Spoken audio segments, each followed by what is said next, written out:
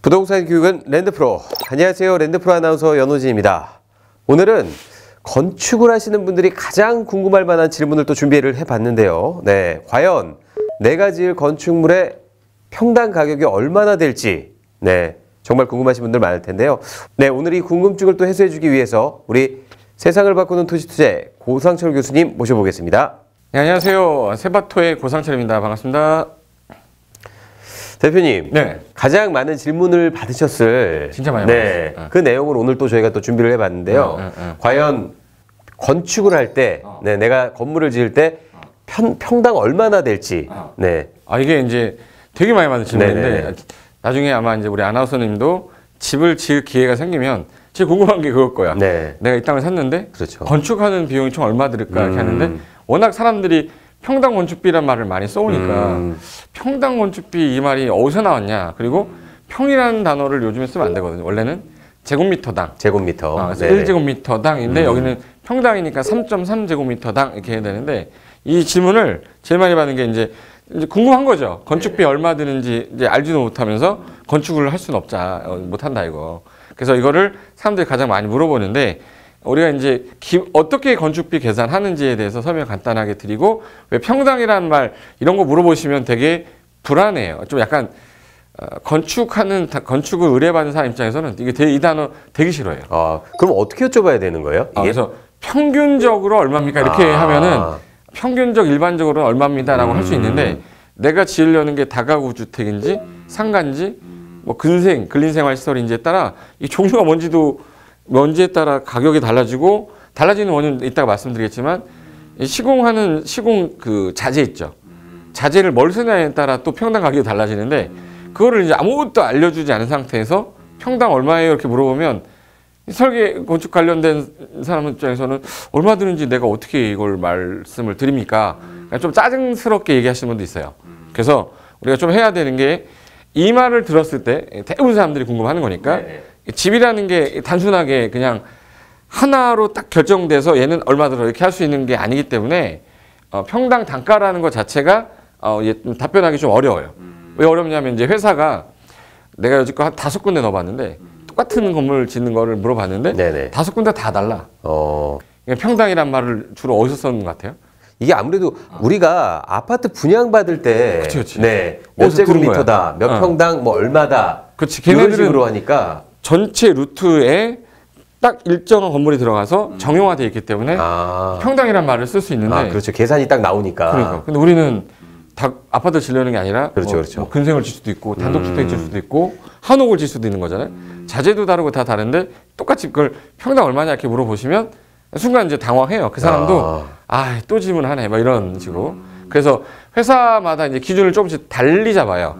회사마다 기준을 달리 잡기 때문에 그 기준에 따라 집이 지어지는 즉 주택물이 그 뭐 기초라든지 뭐 골조, 뭐 단열, 뭐 외장재, 인테리어 마감까지가 어떤 메이커를 쓰냐에 따라 또 달라요. 혹시 LG 발코니 전용창 들어봤어요? 네네. 들어봤어요. 이거 광고를 많이 했잖아. 광고를 많이 하니까. 걔 거 쓰면 되게 비싸. 근데 거의 걔랑 유사한 건데 수준은 거의 비슷하지만 광고를 안 써서 또 싼 게 또 있어. 걔네 거를 갖다 쓰면 또 싸요. 그런데 이게 금액이 다 달라지는데도 불구하고 뭘 써달라, 뭘 구체적으로 하지 않은 상태에서는 가격이 나오지 않는다는 거지. 근데 이거를 국토교통부에서 예를 들어서 실무적으로 평당 얼마다라는 거를 예전에 제가 2015년도에 할 때 평당 420만 원에서 한 430이었고 그다음에 올랐죠. 또 이제 최근에 올라가지고 지금은 600만 원이 넘었어요. 21년도는 아마 한 평당 한 700까지 올라갔다고 들었는데 그 표를 한번 보여드릴게요. 자, 요게 보세요. 국토교통부에서 94년도에 건물을 지을 때 일반적으로 건축비가 평당 277만 원인데 점점 늘어나고 있죠. 400만 원 넘었고요. 400만 원대에서 500만 원을 지금 500만 원을 넘었네요. 500 넘었어요. 그래서 평당 500이 넘어. 2019년에 635만 원입니다. 그럼 이제 거의 이제 2000년도는 거의 650 정도 되겠지. 2020년은 이게 이제 평당 건축비 평균이에요. 그래서 일반적으로 이제 올라간 거 그래프를 내가 만들었어요. 이렇게 계속 올라가고 있지. 그럼 이게 왜 올라갔을까라고 봤을 때 뭐가 올라갔기 때문에 이렇게 아무래도 그 물가 상승률이 그쵸. 또 있지 않을까요?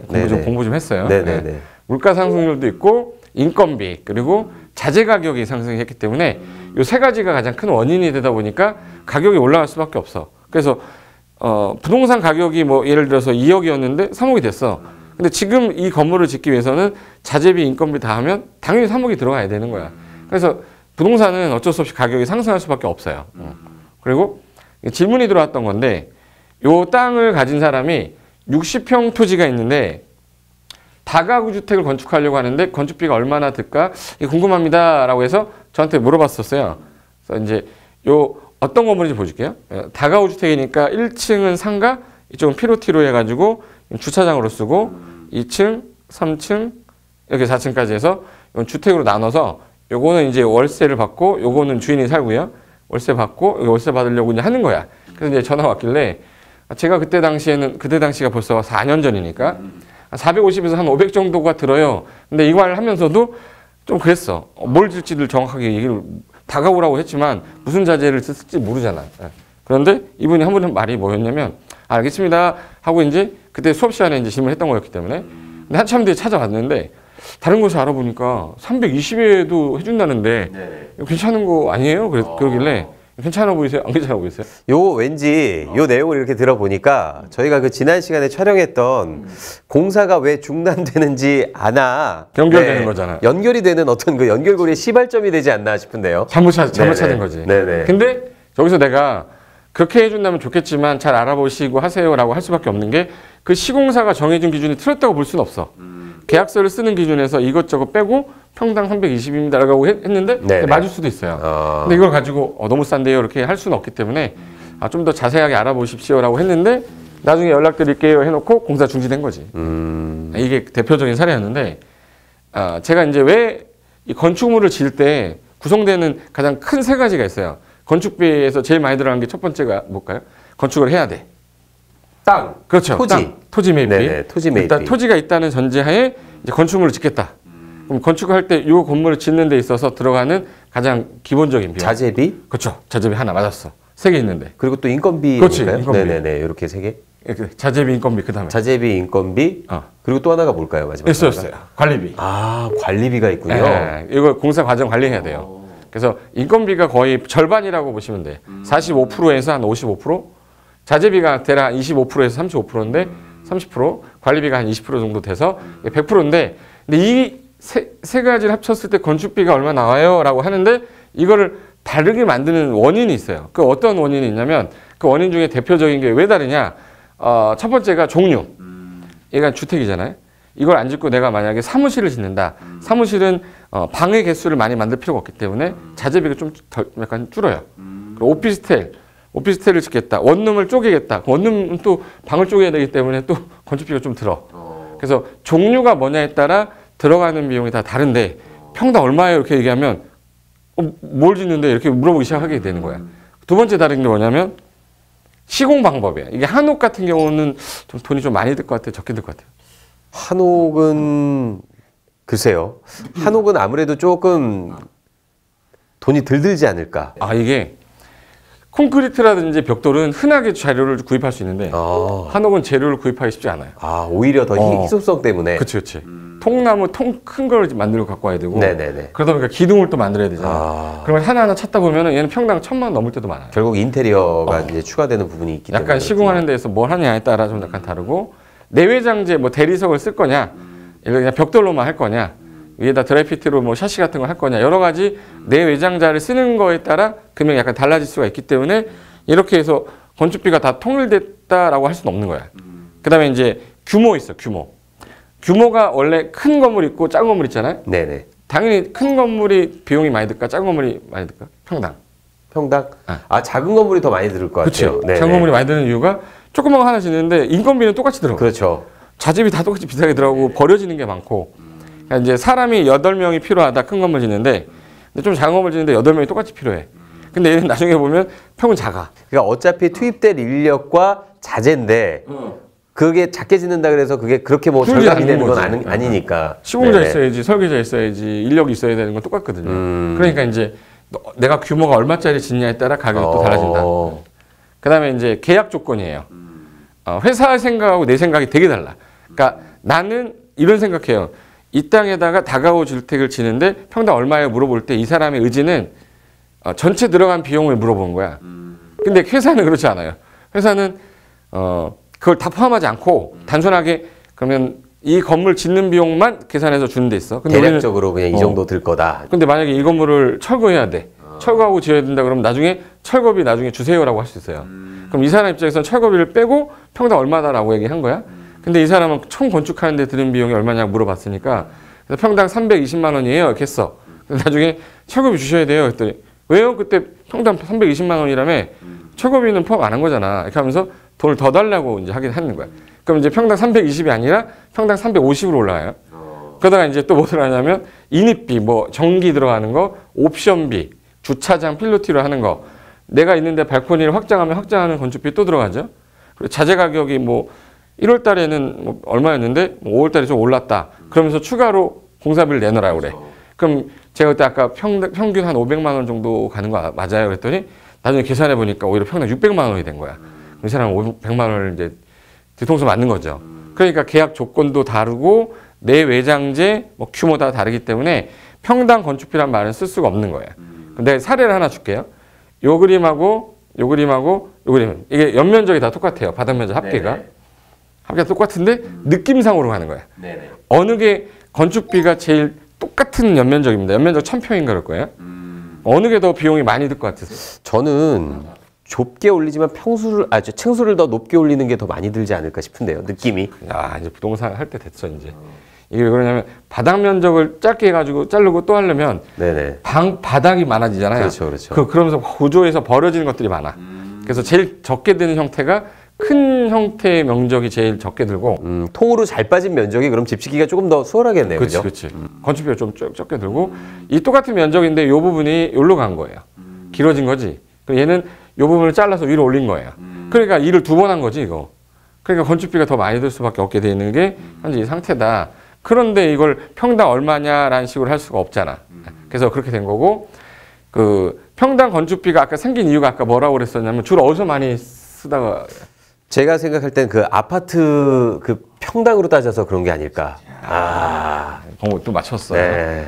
지금 맞췄습니다, 여러분. 네. 동영상 보시면 맞춰야 되는데 우리가 아파트만 맨날 사다 보니까 아파트 뭐 32평형이 평당 얼마냐 이렇게 물어보다 보니까 일반적인 건물도 평당 얼마냐고 물어보는 게 관행처럼 돼버린 거예요.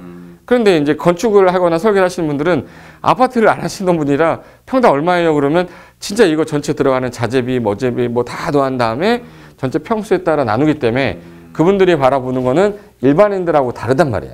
그러니까 아파트 같은 경우는 또 대량으로 짓기 때문에 짓고 나서 또 분양을 하기 때문에 그 가격을 책정을 할 수가 있는데 이거는 사실 처음부터 짓다가 또 어떤 변수가 생길지를 모르니까. 그치. 네네네. 그래서 최근에 사람들이 건축하면서 이런 말을 쓰면 안 된다고 해도 습관적으로 나오게 돼 있어요.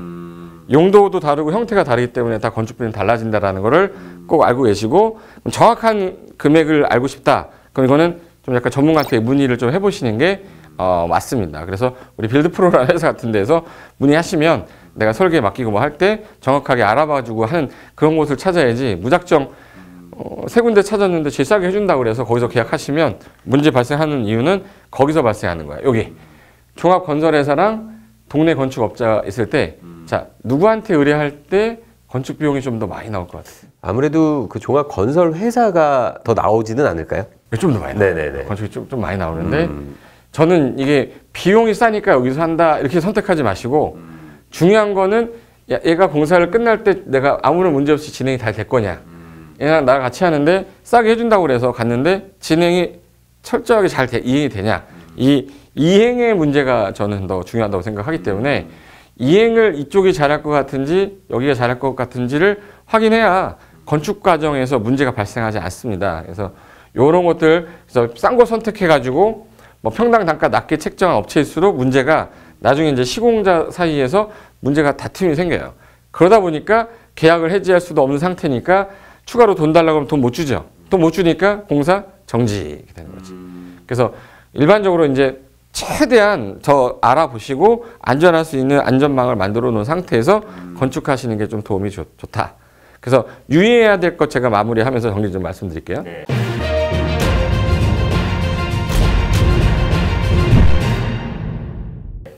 자, 일단 아까 전에 말씀드렸듯이 아까 건축공사비에는 토지가 경사졌다, 도로가 되게 좁은 데 붙어 있다에 따라 이 비용이 달라져요. 그리고 일조라는 거 발코니 확장, 뭐 내가 기존의 건물 4층인데 다락을 하나 더 만들겠다. 그럼 추가되는 거죠. 발코니가 있는데 확장해서 터버리겠다. 그럼 돈도 더 들어가는 거야. 그래서 추가적으로 이런 것들이 있는지를 먼저 물어보셔야 돼요. 그 설계 건축 공사비가 도대체 얼마예요? 그러면 혹시 이런 것들 다 포함된 가격입니까? 이런 걸 물어보면 이 사람 좀 아는구나. 그리고 형질이 안 좋아가지고 땅 팔 때 힘들어가지고 추가 공사비 들어갈 때도 있고, 철거할 때 철거를 하려면 그 시설 반입이 돼야 되는데 이게 안 돼서 사람이 들어가서 철거를 하게 된다.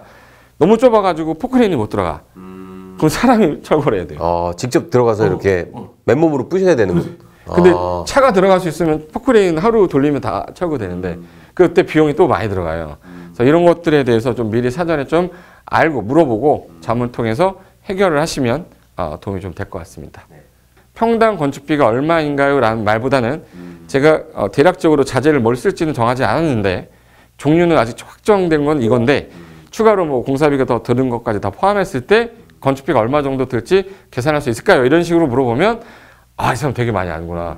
그래서 약간 뒤통수를 덜 맞고 그 사람도 또 명확하게 잘 해줄 거니까 앞으로는 평당 건축비란 말 절대 쓰지 않는다.